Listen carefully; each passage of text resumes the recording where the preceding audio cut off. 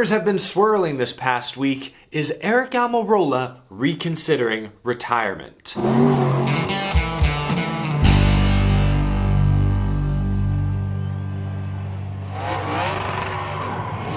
How's it going, y'all? My name is Eric. Welcome to Out of the Groove. Happy Friday. I hope you had a wonderful week. New Hampshire is this weekend. You can check out the latest Out of the Groove weekly viewer's guide, where our incredible team of NASCAR riders get you up to speed on all things Magic Mile. Latest stories, latest predictions, and much, much more. Be sure to check out the weekly viewer's guide, that top link down in the description down below. Today on Out of the Groove, on this show, we're talking Aric Almirola, and I also want to react to an article I read this morning from Dustin Long at NBC about some safety concerns with the next gen that drivers are beginning to voice. But I want to begin with Aric Almirola. This past offseason, before the Clash, before Daytona, Aric Almirola informed the world that 2022 would be his final full-time season as a NASCAR Cup Series driver. The 38-year-old from Florida would be stepping away to spend more time with his family, his kids, and Stewart-Haas Racing would need to find a new full-time driver for the 10 car for next season. Well, recently rumors began to circulate that Almirola was reconsidering that decision, and Rick Allen, of course play-by-play for NBC, USA Network, threw a ton of wood on that fire this past Sunday when,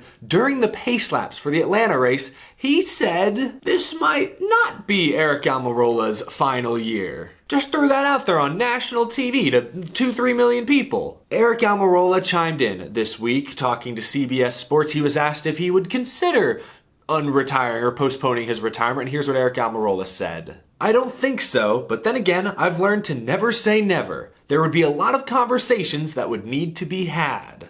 And once again, he cited his family, his kids, wanting to strike a better work-life balance. But never say never. He also said that. Talking to CBS, Almirola went on, "I would love the opportunity to still run a handful of races here and there. Cup Series, Xfinity Series, Truck Series.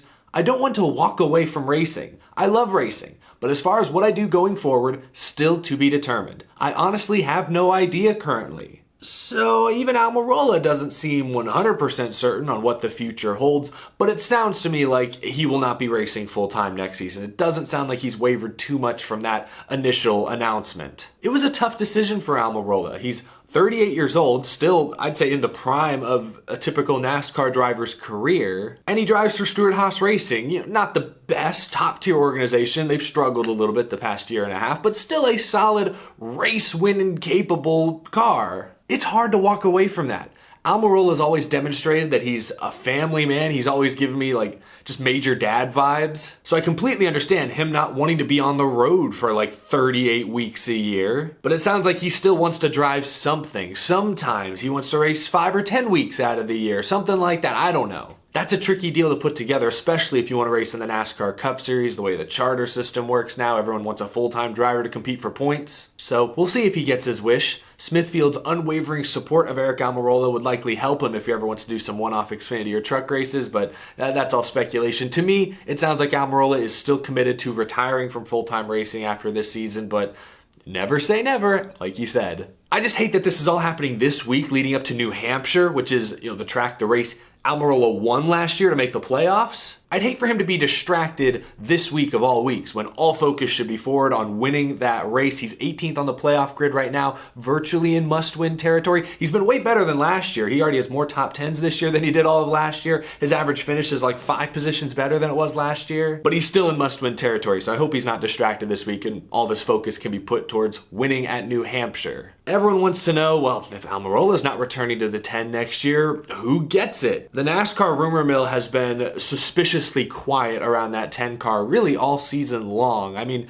obviously Ryan Preece, who was signed this past offseason to be an SHR reserve development driver, he would seem like a solid candidate. Corey LaJoie mentioned John Hunter Nemechek might be putting some feelers out there, but again, I've not heard any confirmable or verifiable reports or legitimate rumors besides just hearsay. So it's all kind of quiet at this point. We'll see what happens over there at Stewart-Haas Racing. They need a game changer because that team, between last year and this year, not in the position they want to be in. The real question will be, do they need a driver with a ton of sponsorship in that car, or can they afford to go get maybe the best available driver and work sponsorship out down the line? That's the real question. Now, real quick, I want to touch on an article I read early this morning from NBC Sports' Dustin Long. I'm going to link the full article down in the description below. I just want to read a few quotes from drivers that Long cites in this piece. The next-gen car is a completely new vehicle built from the ground up when compared to the Gen 6 car from last season. One of the most notable differences drivers have noted throughout testing, throughout the first half of this season, is that these cars don't give quite as much when they hit the wall. They are strong, they are sturdy, even fans have acknowledged this, like Joey Logano got airborne last weekend in Atlanta and was able to continue. These cars are tough. Especially on the outside. The new composite bodies do not give the same way. They don't bend the same way the sheet metal on the Gen 6 cars did. And while in some respects that's a good thing, cars are more durable, they don't have to retire from the races as easily, it's also led to harder impacts with other cars and with the outside wall that drivers have acknowledged a few times this year. I mentioned, Bubba Wallace said after, I think it was the first Atlanta race, if I'm not mistaken, that was the hardest hit he'd ever felt in his racing career. Well, Dustin Long compiled a few other quotes and sound bites from drivers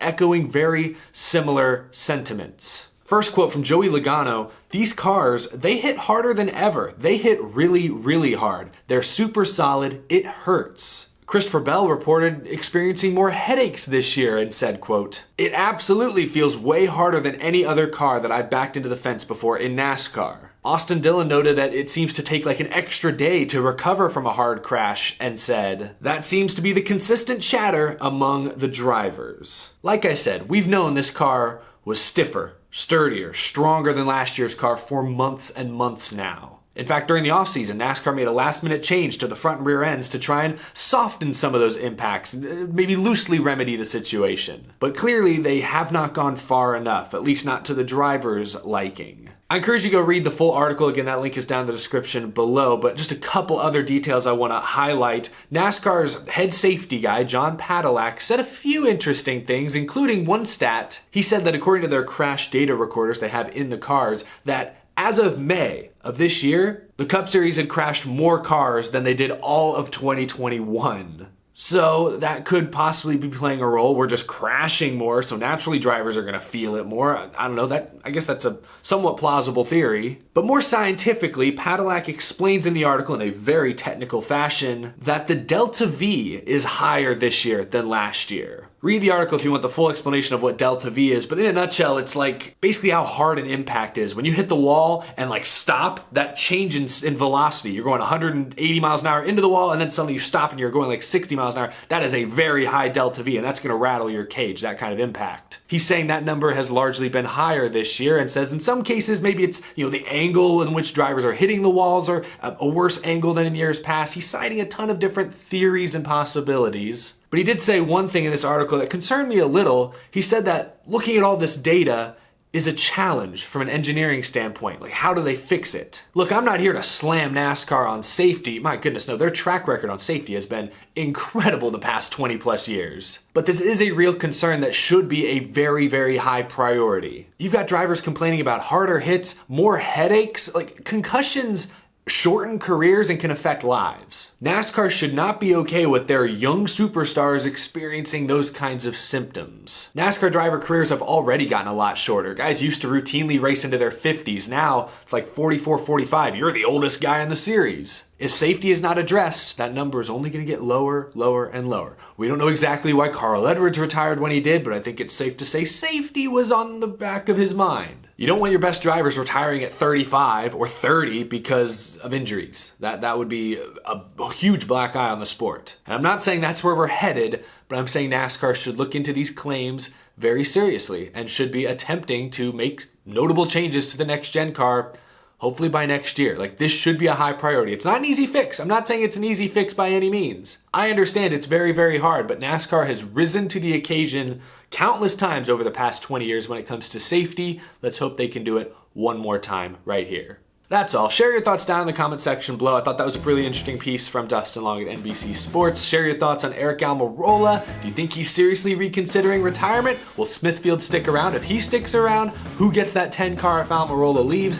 share your thoughts down in the comment section below. Thank you so much for watching. If you're new to the channel, hit that subscribe button so you don't miss any of the latest NASCAR news, race recaps, predictions, much more. We do it all here on this channel, and as always, a big thank you to my Patreon supporters as well. I truly appreciate your very generous support every single month. New Hampshire, the Magic Mile. I'm actually very excited for this race. Typically this kind of summer stretch of New Hampshire, Pocono, Indianapolis, not the most exciting stretch of races, but with this new car and all the different winners this year, I don't know, I'm very intrigued over these next few weeks to see what happens to the playoff grid. If we get any more upset winners, I would not be shocked. This is the most excited I've been for a New Hampshire race in quite some time, I must say. Thank you all so much for watching. I will see you again probably Sunday night. Have a good one, y'all.